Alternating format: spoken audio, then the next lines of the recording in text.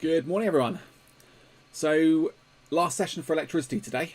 Now, this will probably not be the full hour. It's going to be a slightly shorter session, but it will have some content that for some of you is quite new. So I'm going to go through fairly slowly, and there's some fairly interesting, bit more complex explanations to go with this, but it's all logical and it's all based on the principles that we've been looking at all the way through from some of the chemistry topics and through some of the physics topics. So the content itself won't be very new. It's just going to be the application of it. Morning, Tanishka. So we've looked at electricity up till now as being the movement of charges. So we're looking at the flow of electrons. We're looking at the flow of ions. When we're looking at static electricity, we're looking at something slightly different. We're still looking at charge. So we're still looking at electrons. So let me just put static down here. But this word static means stationary. So if we just highlight that for a minute, we'll just underline. So this word here means stationary. So we're not actually looking at the movement of electrons to start with, although that does actually form a big part of static electricity. What we're actually looking at doing is we're building up electrons in one place, but they're staying still. So this is leading to a build-up of electrons. Now, you might be wondering why we're talking about this, but static electricity has a lot of everyday uses. And it does affect us not just in terms of use, but in terms of dangers as well. So static electricity, for instance, will be used to control inkjet printers and photocopiers. We can use it for spray painting cars. We know that sometimes we get a bit of an electric shock, sometimes when we get out of a car. I know my kids, when we used to have a trampoline, they used to be on the trampoline and their hair would be all over the place, and that would be down to static electricity. We know that if we get a balloon, we can actually rub it on, say, a woolen jumper or even on our hair. We can sometimes stick that balloon onto the wall. And again, all of this is explained with static electricity. So what I want to do today as we go through is talk about how static electricity is formed, how it's produced, how we actually create's probably the bad word, but how we form static electricity, the effect it then has, and how it has that effect. And that's going to be the level of explanation that we want to achieve by the end of this session. So let's make a start. When we're looking at static electricity, the key thing is it's formed when two insulators rub.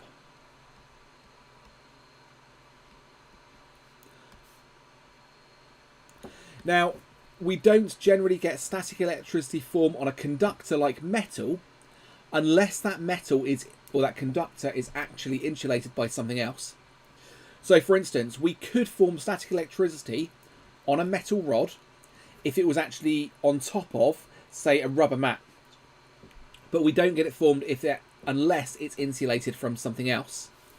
So we need to make sure that we're happy with what these two words, conductors and insulators, actually mean.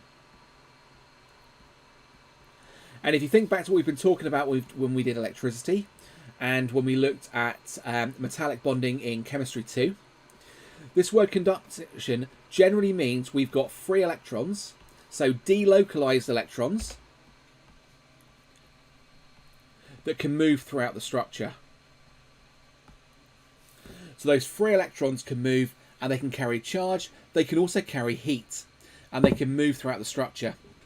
With insulators, we can still pass heat energy through insulators, but they have no free electrons. They have no delocalized electrons. So I'm going to use that word down because actually trying to use the correct words means I'm more likely to form a coherent answer in the exams. So we're looking at static electricity. The key thing is that we have insulators only and they're rubbing together. Now what happens is electrons transfer from one insulator to the other by friction. Now, let's just take, for instance, and this is something you can do at home. Let's just say we have some form of plastic rod, plastic ruler. What we're going to have is a cloth, and you may remember doing this in Key Stage 3. and we're going to rub the cloth onto that ruler. Now what's going to happen is electrons are going to move one way or the other, and the direction of transfer depends very much on the materials we have. In terms of our explanation, it makes no difference at all. So I'm going to talk about both explanations that we could use, but the end effect is going to be exactly the same with this one. So let's say, for instance, that electrons transfer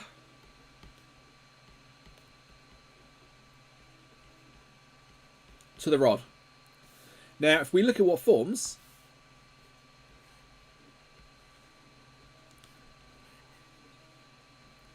if you think about the fact that we started off with two neutral substances, useful neutral objects, so they had a zero charge, that would have meant they had the same number of protons and electrons, so there was no overall change in charge. When we rub them together though, the friction of them rubbing together causes electrons to transfer from one object onto the other. So we now have an imbalance in the number of protons and the number of electrons. So one of the objects ends up negatively charged. The other one ends up slightly positively charged. And we're looking at small charges here. We're not looking at huge charges. We can build up massive charges. If you think about thunderstorms, thunderstorms are actually created when this is happening on a massive scale between the clouds and between ice particles in the atmosphere. But actually, normally when we're looking at this with what we do, then actually this is on a very, very small scale. Now, generally, what we can do at this point is if we were to bring this charged rod near some pieces of, I don't know, paper, let's just say. So let's just say we've got a series of hole punches which we've just emptied onto the table. These hole punches are going to stick to the ruler. If we've managed to build up a charge on that ruler, then these little pieces of paper are going to be picked up by that. So what we need to look at doing is trying to explain how that happens.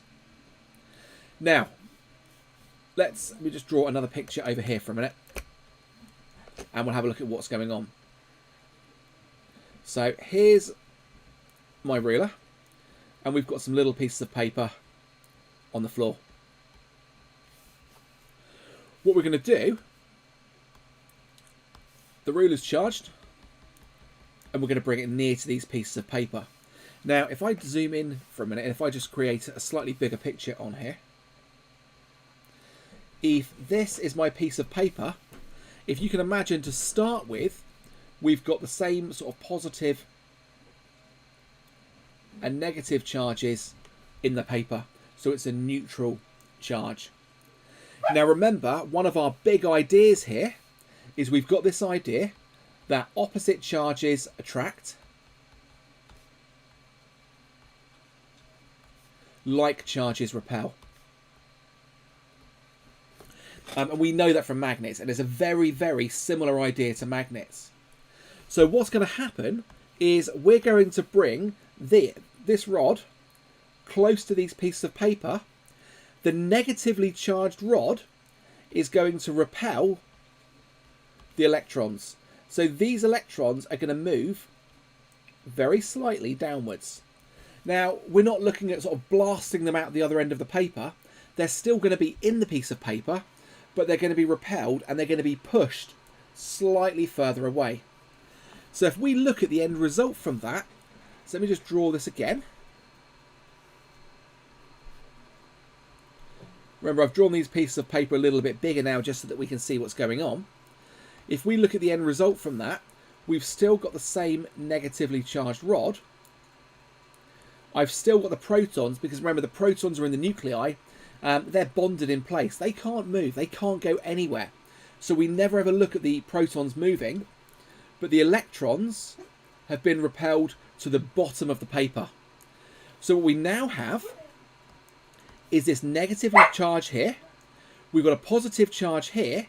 So we now have this idea that opposite charges attract.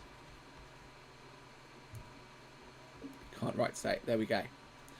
So the positively charged top end of the paper gets attracted to the rod, and the bits of paper stick to the rod.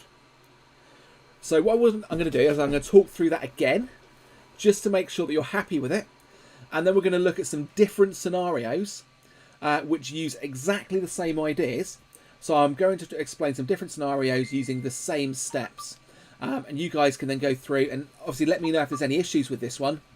But the important thing is that you're going to be able to talk about this using the same steps. So I'm not going to do anything different with this. So let me just go through this one again. But let me start off over here. So I've got two insulators. I'm going to rub the two insulators together, and the friction between them is going to cause electrons to transfer from one object onto the other. In this case, the electrons have transferred from the cloth onto the rod. This means that the rod is now negatively charged because it had more electrons than it had before. When I bring the rod near to the pieces of paper, the electrons are repelled because they have the same charge as the rod. So the electrons are repelled downwards. What we now have is the top of the paper is left very slightly positive. So because that's positive and the rod is negative, they're going to attract to each other. Okay, so Tanishka, neutral charges won't attract at all. What we're doing is the piece of paper itself started off as a neutral charge. So if I look at this one here, I've got negative and I've got positive charges in there. So there's no overall charge. When I repel the electrons downwards, the top of the paper gets left slightly positive. So there's still the same number of electrons in the paper, but I've just pushed them downward. So the bottom of the paper is going to be slightly negative and the top of the paper is going to be slightly positive. So they're now going to attract to each other. You can try this at home. If you have sort of like a dust cloth and some plastic rods or some rulers, it often works with rulers. You can give this a go. The other thing you can do, so let's just do this over here, is if you do exactly the same thing again, we just change back to and try and keep the same colour scheme. If I go back to the plastic ruler, if you have some tap at home, if you actually run some water out of the tap, so you've got a very sort of thin sort of run of water, what we can do is we can bring this negatively charged rod near to the tap, and what you will often find, not always, what you'll often find is if the trickle of water is slow enough, we actually end up with the flow of water bending around the ruler. So if I just go through and remove some of this for a minute. If we bring the rod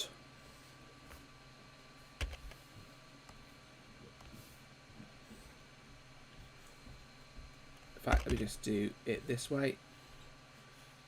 If we bring this nearby, what you will often find is this flow of water bends towards the ruler and then carries on flowing down. And we've got the same sort of idea. Just change colour. If you think about the fact that this water running out will have very little charge.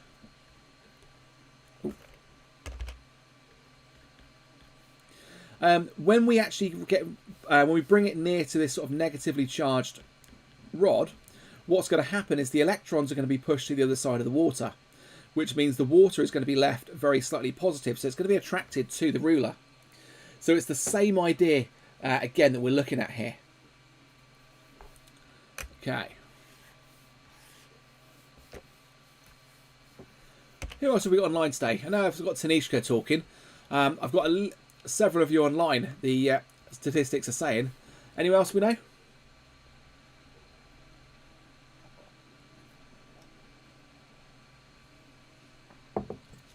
Okay, so something else that we use in school, and this is quite a common exam question, is something called a gold leaf electroscope. And what it is, it's quite simple. We've got an insulated box. On top of that, we've got, actually we get rid of that. We've got this rod that sort of goes down and then a metal platform on top.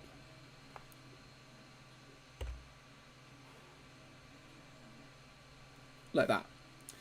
Attached to the gold leaf, sorry, attached to this rod, we've got a piece of gold leaf that hangs down like that. Okay. Morning, Jack. Good to see you here. So what we've got is exactly the same things we had before. If you think about this, everything we've got here would be a neutral charge. Morning, Amy.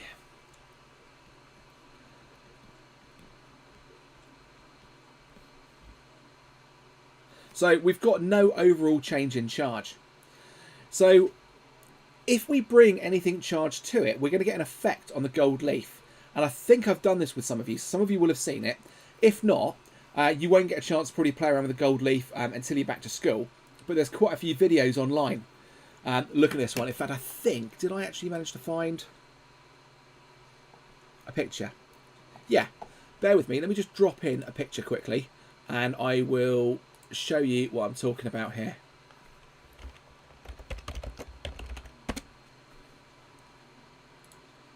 So this is just me doing a very quick Google search.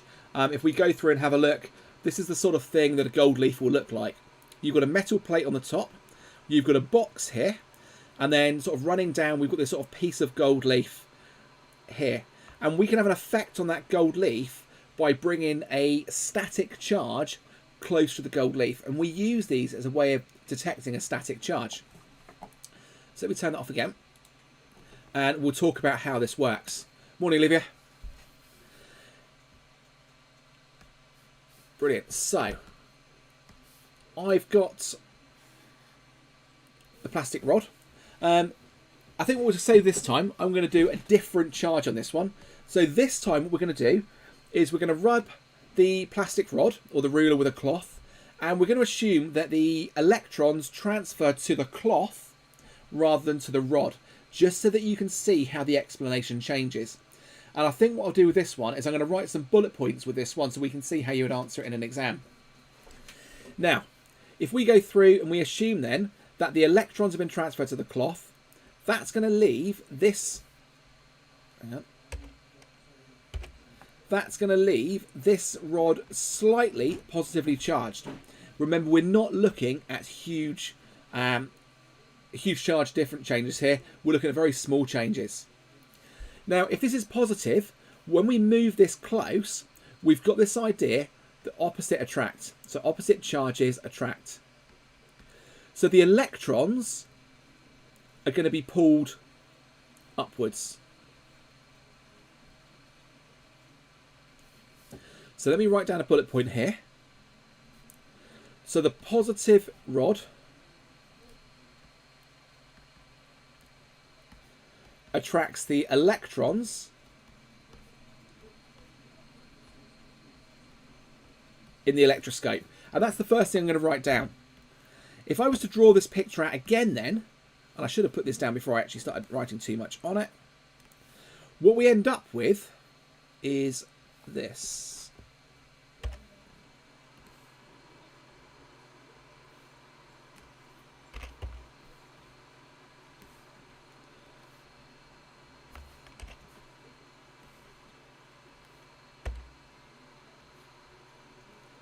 So there's my diagram from before. Let's just put the gold leaf in, and I'll put down the effect it has on the gold leaf. So the gold leaf is going to be out here, and we'll talk about why this is going to be, why it's going to look like it does. So what we end up with is the protons stay exactly where they are. So there's the protons we had earlier, but all of the electrons now have been drawn to the top because they're attracted by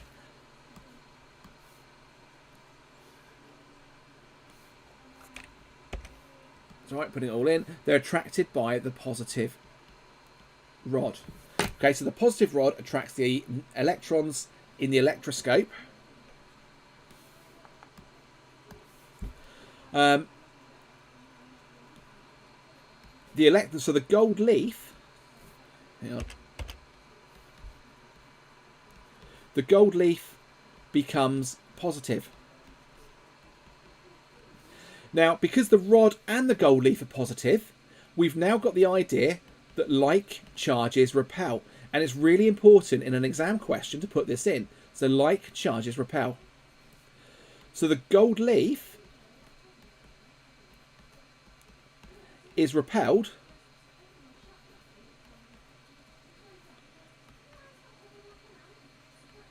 from the metal rod. And I'm going to just label this on here just in case there's any confusion. That's the metal rod. Okay, so let's just talk through what we've got going on. We've rubbed the plastic rod with a cloth. Electrons have moved from the rod onto the cloth. The rod has been left positive. I bring that rod near to the electroscope, and because opposite charges attract, the electrons in this plate and in this metal rod all get attracted up towards that plastic rod. This leaves everything positive because the protons cannot move. So what happens then is, because everything down here is left positive, like charges repel, so the gold leaf is physically repelled from that metal rod. And this is the same thing as when you're on the, some of you have been on the Van de Graaff generator at school, where you put your hands on the metal disc and we've turned it on, and we've built up that static charge in your bodies and your hair all goes up. Or if you're on a trampoline, you're jumping around and your hair goes everywhere. It's the same thing happening, because the electrons are either being taken from your body or they're being transferred to your body. And what has happening then is your body is left charged, so your hair is now standing up because your like charges repel. So the hair is trying to get as far away as possible because the charges are now being repelled from each other. Does that make sense? Let me know if there's any bits that don't, and I can go through it again. Otherwise, what I'll do is I'll go on to the next example and we'll have a look at something else that's slightly different, but that uses the same example. And if you've got any major questions with this one, we can jump onto a Google Meet afterwards, and I'm more than happy to answer any sort of face-to-face questions as we go through. Okay, let's talk about the balloon for a minute, because this is the sort of thing that a lot of you will have seen. It's something that's been around for years. We get a balloon, we rub it on our hair, rub it on a jumper, and we can go and stick it on a wall. And so let's have a quick think. If you're watching this and you're not watching it live, what I would suggest you do is pause the video and see if you can come up with an explanation yourself, and then come back and watch what I'm about to go through. So I've got the ceiling here, and the ceiling we know is going to be a neutral charge to start with. So I'm just going to draw some charges in here for the moment. We're then going to go through, and we've got a very badly drawn balloon. Okay, and we're going to rub that onto some form of cloth. Electrons are going to transfer this way. So my balloon is going to get left with an excess of negative charges. My cloth is going to get left with an excess of positive charges. So I've still got the positive charges in the balloon. I'm just not choosing to put them in because I just want to prove that it's got an excess of negative charges. So the balloon is left slightly negative. So we can turn around and say that electrons transfer by friction to the balloon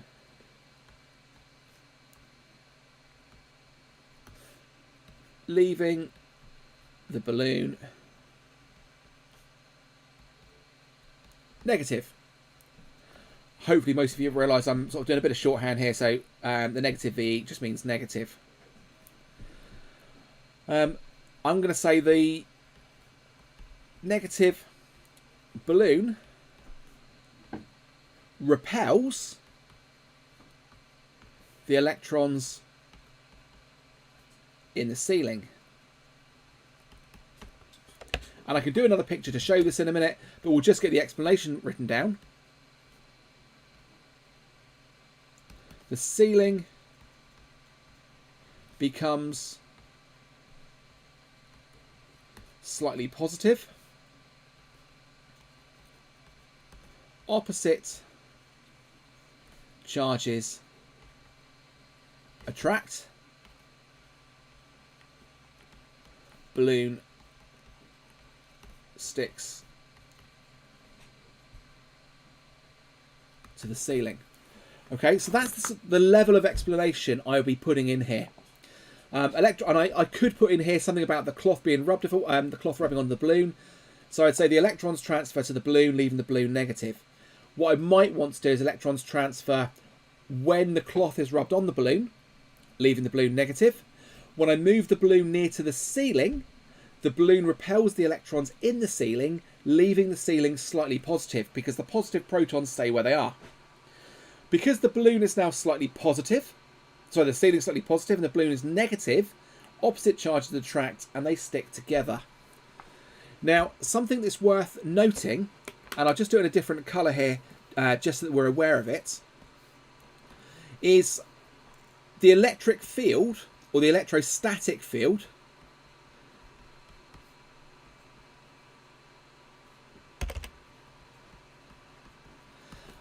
is stronger the closer it gets. So the further you move away, the weaker it is, which is why you've actually got to bring the balloon pretty much so it's touching the ceiling before you get any noticeable effect. So the electrostatic field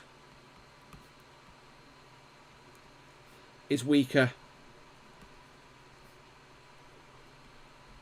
further away. So as that balloon gets further away, it gets much weaker and you'll find it won't stick. So it's not going to be like two magnets where you can actually get them really close and all of a sudden they snap together. It doesn't work like that. We would have to have a massive charge in order for that to happen. And when we're looking at any of the things we've looked at today, you've got to bring them really close in order to get the change happening. So what you might find is if you're practicing with, say, a ruler or a plastic rod and a cloth at home on pieces of paper, you may find you've almost got to touch, or if not touch the paper, before they'll stick. It's quite rare, unless you've got something that's very light and quite a big charge, to bring that plastic rod near it and the object sort of leap up off the table, because these charges are quite small that we're looking at. Okay, so it is worth being aware of that, and that is something that's mentioned in the exam board, in the specification for that, that students are aware that electric field gets weaker as you get further away from the object or further away from the source. Now, all of these are non-contact forces. So we can look and we can put here that's static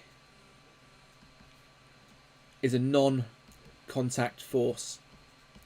Even though we're bringing them together so they're touching, the effect it has works at a distance like magnets does. Like we do with magnets. So with magnets, they affect and then they all snap together from a distance. If we had a strong enough electrostatic force, we would see the same thing. But because these are quite weak, we've got to get them very close together before we see any of this happening. So it's still a non-contact force. Now, the technical name for this process that we've just been describing is called electrostatic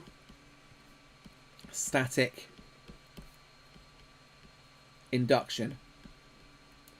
I'm using the word induction, or so we use the word induction, because we are inducing. In other words, we are generating or we are forcing a charge where there wasn't one before. So we're inducing a charge in the other object. So we're bringing one object close to the other and we're inducing a charge into it. So we're making it charged where it wasn't before. So electrostatic, this was created here. Because that's the bit that's generated when we rub the two objects together. So we've got the friction to generate. And then the induction bit is all of this. Okay? So the electrostatic field is created when we rub two insulators together. And then they induce it when they repel electrons in the other object. Opposite charges attract. And then they can stick together. So it's worth being aware of where those things come from. Brilliant. Everyone's so quiet today, so hopefully it's making sense. Everyday uses that we see that then, because actually we do use it quite a lot. And actually, I haven't got a great deal more to go through today. We've nearly finished for this day. So like I said, it is going to be a shorter session. but it's worth thinking about the logistics for each of these. So the first one we're going to have a look at is sort of spray painting. Now, this could be cars, this could be fences, this could be anything metallic. And one of the things they do, if you can imagine, if we had some form of metalwork and we want to try and spray it, what they can do, I'm not even going to try and make a spray gun because you guys know exactly what the quality of my drawing's like, but we'll just label this as spray gun. What this is going to do, this is going to spray paint. Okay, so we'll label that as paint because obviously it's not obvious. Can't even spell myself today. There we go. So what we do is we connect this up to the mains, and we can connect this up to a circuit, and we're going to make the metal panel itself, or whatever the object is, we're going to make it charged. So we're either going to pump electrons into it or we're going to draw the electrons away. So let's say this becomes positive. It could be negative, it makes no difference. On the other end, we've also got this bit. Our spray gun is going to make these negatively charged. So we're actually going to be adding electrons to them as they're leaving the spray gun. Now what this means is that the paint is then attracted to the panel, so we get a really, really even and a nice coating over the whole thing. We don't get patches, we get very little wastage because you don't find you get paint spraying off all over the place and everywhere else. It literally gets attracted to the surface of the object where it can stick to it, and we get a nice even coating with it. So we'll often see it in spray painting. We will sometimes get it with inkjet printers. So we can put inkjet printers down as well. In this case, what you will do is we still have some form of nozzle that's spraying the paint out, and that's still going to be charging the paint. But what they will do is they'll have a series of plates around the outside, and they can charge these plates. So as the ink comes out, what they can do is by changing the charges, they can actually move the direction of the paint or the ink that's coming out by repelling or by attracting it to one plate or another. So rather than the ink just going straight down, they can actually direct it, and they can actually get a lot more focus on where that's going. When you look at photocopiers as well, one of the things they'll do is they'll actually create a charge to make sure that most of the ink in the toner and with laser printers actually ends up where it should be. So you can get this there as well. So those are sort of some of the common uses. You'll find sometimes with, say, dust extraction, come on, there we go, dust extraction or air pollution. One of the things we can do to actually try and improve these, and they often fit these to power stations, is in the chimney. So if we just sort of draw some form of chimney, as the gases are sort of rising up, what they'll do is they'll create a statically charged grid, which will then charge up the dust that's coming up, and they can have panels or objects inside the chimney. So if I just label that as chimney. So rather than the dust all going out to the atmosphere, the dust is going to be collected on those plates where it can be cleaned off later on, so we're not putting as much pollution into the air. And we can buy these for homes, we can buy, but on an industrial scale, they're often used just for cleaning the air. And it's all done through static charging. The only other one, and this is nowhere near as common, but it's just quite interesting, is if you think about some of the military aircraft can do mid-air refueling. Now, one of the problems you've got here is as the fuel is transferring from one plane to another, the friction of the fuel running down the pipes creates a static charge. So one of the things they had to do was make sure that there was a conductor going between the two planes so that the charge of the two planes was exactly the same. If they didn't, when they disconnected that hose, because one of the planes would have been highly charged and not the other one, the electrons could have jumped from between those two planes, causing a spark, which could have set light to some of the fuel, causing a mid-air explosion. So it's the sort of things they would have had to think about. So finally, we'll just talk about sparks for a moment. And And I'm going to talk about two things. I'm going to talk about sort of thunder and lightning. Also, let's put lightning and thunder. Okay, and if we're talking about our Van de Graaff generator. And those of you that aren't too sure what I mean, if I just go back to this one again, and I'll just change my Google search to Van de Graaff generator.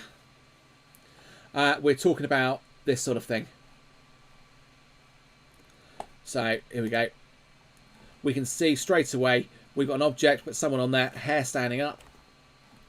One of the things we can do when we're not sitting there trying to make people's hair stand up is we can actually sit there and we can create some quite big sparks from them. And have I got a picture? Here we go. Here. So we can actually get sparks jumping from one to the other. So what's happening there is we have a belt inside the Van de Graaff, and that belt is spinning round and it's transferring electrons to the metal dome on top. Now that metal dome is sat on an insulator, so those electrons can't go anywhere. So as the electrons build up and up and up and up and up, and we could do the same explanation for if it was taking electrons away, if we bring something else that's conductive near it, those electrons are going to jump away. Because what we're doing, and going back to our electrical circuit talk that we had before, is whenever we're creating a charge, we're creating a really high potential. So if I was just to draw on here, this is my Van de Graaff. If I'm creating this massive negative charge on here, this is going to have a very high potential. In the same way as if we have something plugged into the mains, if we have a large battery, the electrons that are leaving that battery have a high potential. So if I was then to bring a conductive rod, and this case is a metal rod, nearby, this has a very low potential. It's probably 0. So what's going to happen then, let's just go to blue, is these electrons are going to move from the high potential to the low potential, and we're going to get a large spark. And this is exactly what's happening when we look at thunder and lightning storms.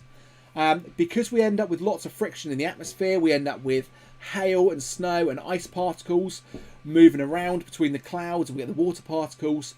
We end up generating vast amounts of friction between the two air fronts that's coming in, which means we get electrons transferring from one to the other.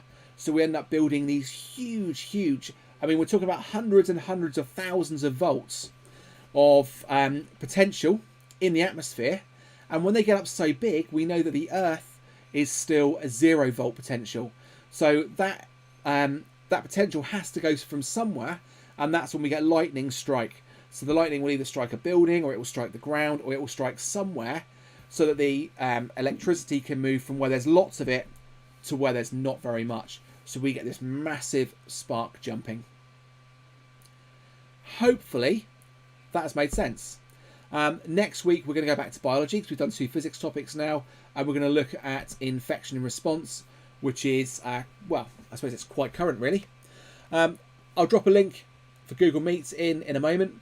If any of you want to sort of jump online, have a quick chat, I can let you know some sort of future developments that we're going to be looking at over the next few weeks, not just for science but for other subjects as well. And if you've got any ideas, do so. And if you've got any questions with this, again, you can jump on and let me know. Good to see you all, and have a great weekend.